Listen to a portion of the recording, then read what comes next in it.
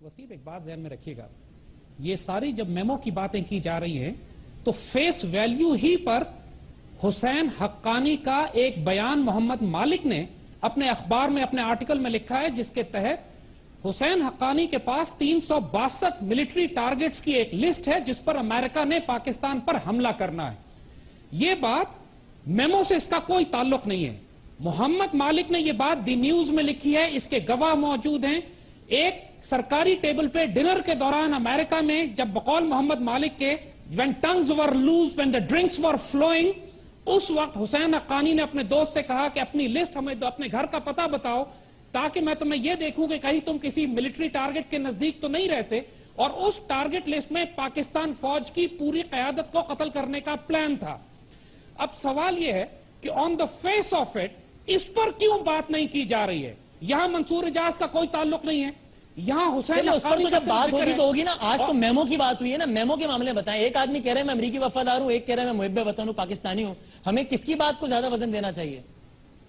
देखिए, जहां तक पाकिस्तान से दुश्मनी, गद्दारी और पाकिस्तान के इंटरेस्ट के खिलाफ बात करने का ताल्लुक है, तलत हुसैन ने अपने टेलीविजन के प्रोग्राम में हुसैन हक्कानी साहब की किताब से पढ़कर और उनकी तमाम हरकत और सकनात के बारे में खुद प्रोग्राम किए हैं पाकिस्तानी मीडिया पे, और तलत ने किए हैं जिसमें ये हुसैन हक्कानी पाकिस्तानी कौम की तस्लील करते हैं। मेक माई लाइफ इजी, मैं खुर्रम साहब की तरफ जाऊं। Make my life easy, quote me one example या कोई भी ऐसी चीज जिससे साबित हो कि हुसैन हक्कानी साहब गद्दार वतन है। मतलब जिंदगी आसान बनाया ना मेरी, आसान अल्फाज में बता दें मुझे। इनका जो मुल्ला और मिलिट्री अलायंस के हवाले से जो पॉइंट ऑफ व्यू है, जिसमें ये पाकिस्तान आर्मी के खिलाफ, पाकिस्तान की नेशनल सिक्योरिटी के खिलाफ बातें करते आए हैं, और यही स्टांस पाकिस्तान में आपके दूसरे मेहमानों में से भी आसमा मौजूद है, उनका भी यही स्टांस है।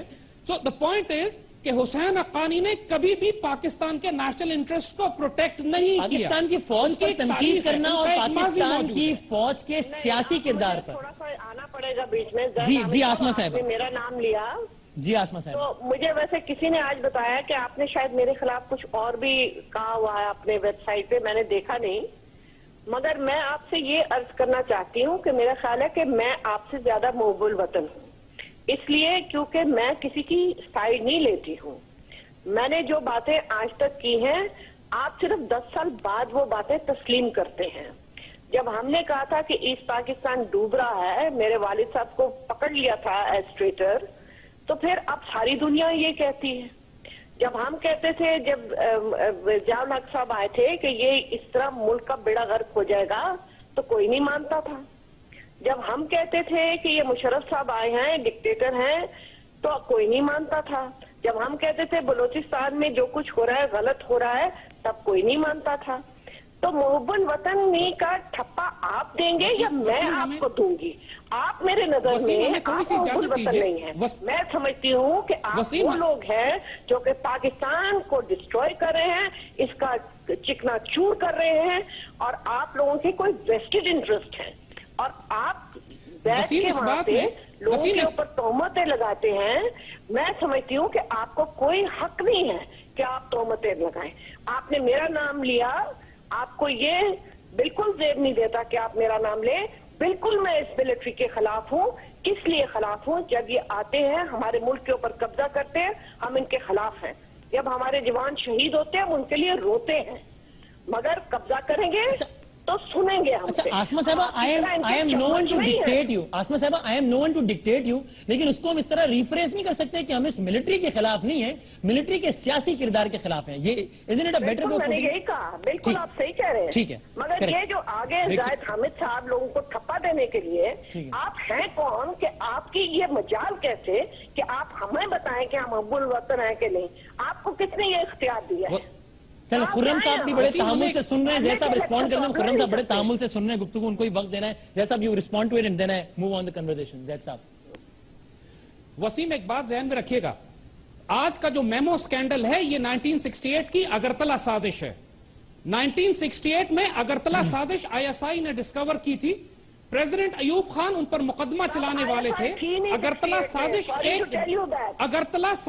एक रियलिटी थी, तब CID होती थी। अगरतला साजिश اگر کہہ رہی ہیں تب ISI کا وجود ہی نہیں ہوتا تھا زید صاحب 1968 میں ایوب صاحب کے زمانے میں. بالکل غلط بات کر رہی ہے, بالکل غلط بات کر رہی ہے. پاکستان کی انٹیلیجنس ایجنسیز کی ہم مثال دے رہے ہیں. پاکستان کی انٹیلیجنس نے اگرتلا سازش پکڑی تھی, الفاظ نہ پکڑے ہمارے. اس سازش کے تحت ایسٹ پاکستان کو توڑنے کا پلان تھا. پاکستان کی سیاسی جماعتوں نے صرف فوج اور ایوب خان کی مخالفت میں غداروں کا ساتھ دیا, ان غداروں کو الیکشن میں حصہ دلوایا, جس کے نتیجے میں انہوں نے اعلان بغاوت کیا اور فوج کو ایک جنگ لڑ کے پاکستان بچانا پڑا. یہ فیکٹ ہے, یہ فیکٹس کی باتیں. سیاست دانوں نے غداروں کو بچانے کے لیے فوج کے خلاف بات کی, یہی فیکٹ ہے اور اس کے علاوہ کوئی فیکٹ نہیں ہے.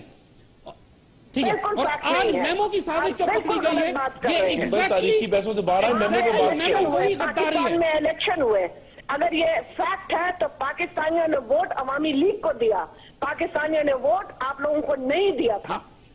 ٹھیک ہے, چلیں یہ پھر ہم کہیں اور نکل جائیں گے, لیکن میمو کے معاملے میں آپ کا موقف آ گیا. تھینک یو ویری مچ آسما صاحبہ. زید صاحب میں آپ کی طرف بھی آؤں گا. I am fed up of people telling us who we are. Correct. That's your point of view and obviously we respect it. Thank you very much, Asma Jahangir Sahaba, for being with us. بہت شکریہ. خرم صاحب آپ اس پہ